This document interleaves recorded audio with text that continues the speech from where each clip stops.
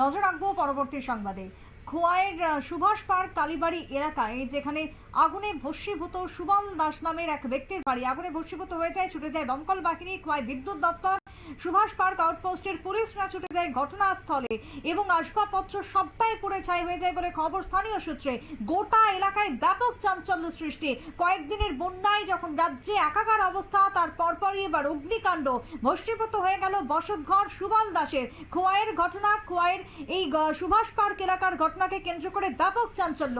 কি বক্তব্য উঠে আসছে খোয়াই থেকে, শুনুন। সভাপতির ছোট ভাই ৩৬ নং বুথ সভাপতির ছোট ভাই, তার ঘরে এখন এসে জানতে পারলাম যে বিদ্যুতের শর্ট সার্কিট থেকে আগুন লেগে সে সম্পূর্ণ তার ঘর ভস্মীভূত হয়ে গেছে।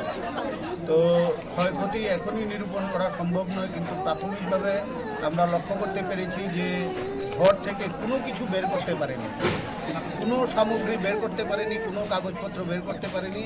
যখন আগুন লাগে তখন স্বপন দাস বাড়িতে ছিল, কিন্তু তার যে ছোট ভাই সে এবং তার স্ত্রী বাড়িতে ছিল না। তো প্রথম স্বপন দাসই দেখতে পেয়ে পাড়া প্রতিবেশীদের ডেকে আগুন নেভানোর চেষ্টা করে, কিন্তু আগুন নিমিশেই সেখানে সম্পূর্ণ ঘরকে গ্রাস করে ফেলে এবং সম্পূর্ণ ভস্মীভূত করে ফেলে। ফলে প্রচুর ক্ষয়ক্ষতি হয়েছে বলে আমি মনে করি। পরিবারটা সম্পূর্ণ নিঃস্ব হয়ে গেছে। আমরা সকলের কাছে আবেদন রাখবো যে সকলে যেন ওনাদের সাহায্যার্থে হাত বাড়িয়ে দেয় এবং প্রশাসনও যাতে তাদের সহযোগিতা করে, সেজন্য আমি প্রশাসনের কাছে অনুরোধ করব।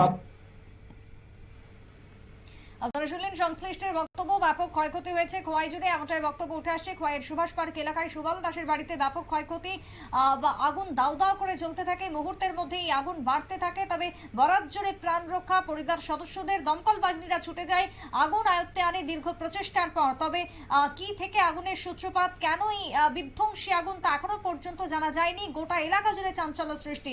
পরিবারের সমস্ত রকমের আসবাবপত্র থেকে শুরু করে যাবতীয় জিনিসপত্র পুড়ে ছাই হয়ে যায় বলে খবর উঠে আসছে সুবল ভৌমিকের পরিবার থেকে, দুঃখিত সুবল দাসের পরিবারের থেকে। ছোট্ট একটা বিরতির পর ফিরে আসবো, সঙ্গে থাকুন।